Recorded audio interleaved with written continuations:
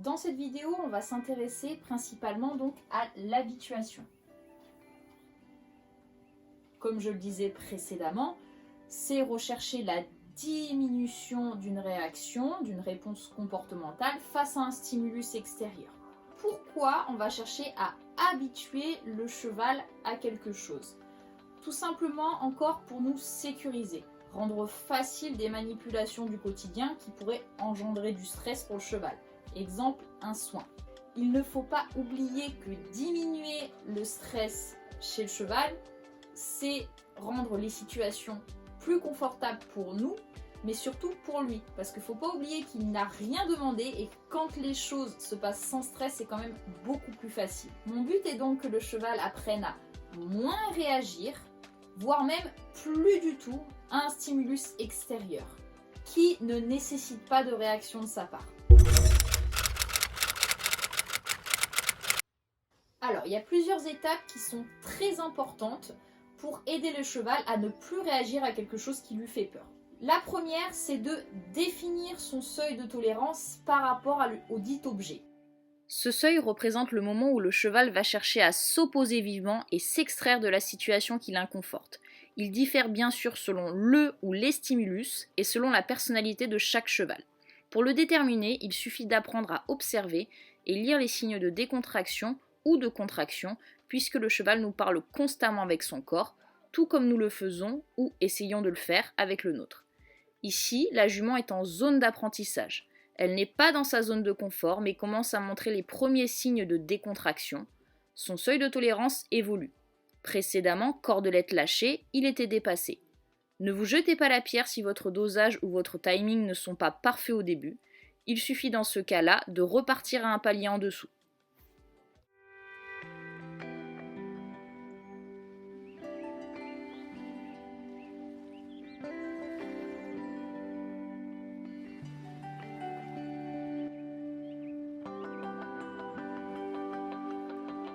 C'est très important de se baser sur ce seuil de tolérance pour déterminer l'intensité qu'on va mettre dans notre apprentissage et dans notre attente au niveau des réponses.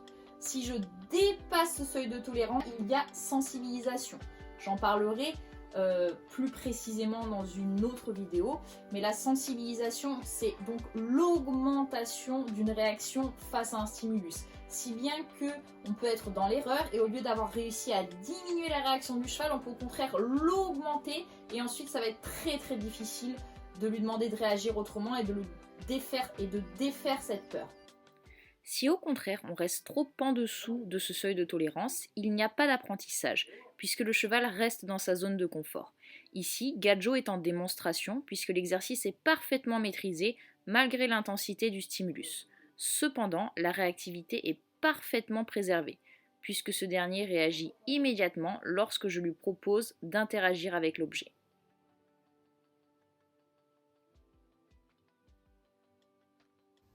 On va donc multiplier l'exposition à un stimulus donné et l'augmenter de manière progressive. C'est le cheval qui déterminera à quel rythme. Ici, j'enlève le stimulus quand Iron exprime de la curiosité à la place de la fuite.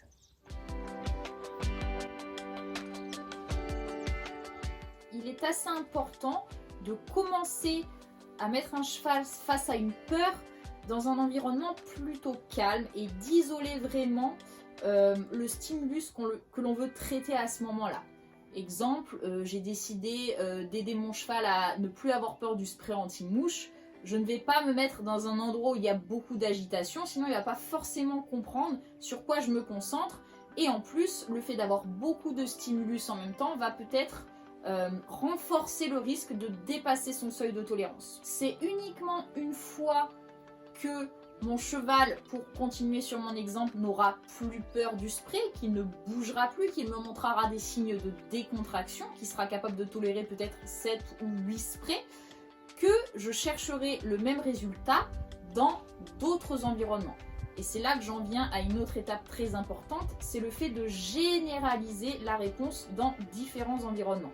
Si on prend l'exemple d'un soubassement, il se peut que le cheval l'ait bien compris à la maison, toujours au même endroit, dans la même routine, et qu'arrivant en concours, ce ne soit plus tout à fait compris. Parce que c'est pas exactement la même chose. Parce que le seuil de tolérance aura changé par rapport à l'environnement, par rapport à ce qui se passe autour, par rapport au niveau de stress déjà établi avant même la rencontre avec ce soubassement. Donc pour garantir la réussite, il faut vraiment commencer par avoir un résultat dans une situation calme et le travail continue en essayant de vraiment généraliser la réponse à différents environnements.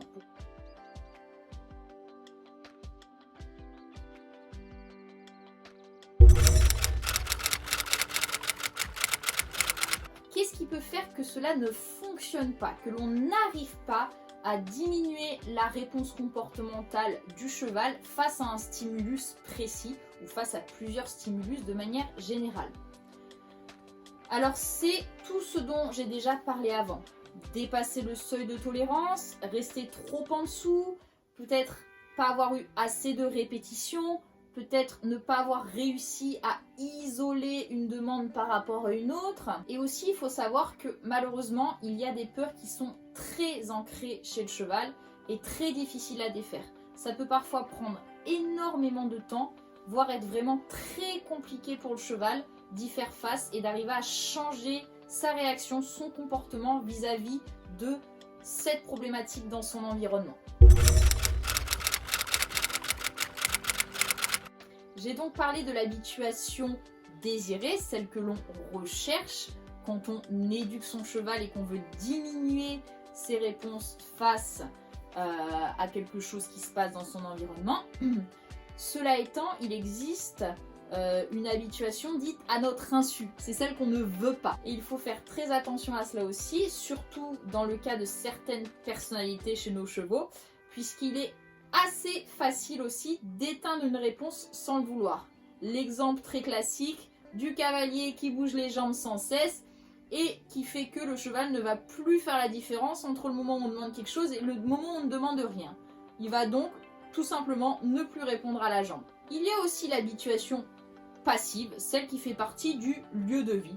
Je ne sais pas, un train passe à côté du paddock de vos chevaux, peut-être que la première fois ça va faire bizarre et puis au bout d'un moment ils vont s'y habituer parce que ça fait partie des meubles, que c'est là tout le temps, que ça fait ce bruit tout le temps et que du coup ça ne leur pose plus de problème. La débroussailleuse, le souffleur qui passe devant les box, n'importe quel stimulus extérieur qui fait partie intégrante de leur quotidien. Autrement dit, on n'a pas spécialement cherché à faire quoi que ce soit pour qu'ils oublient ce stimulus, mais ça s'est fait tout seul, par répétition et parce que le seuil de tolérance n'a pas été atteint.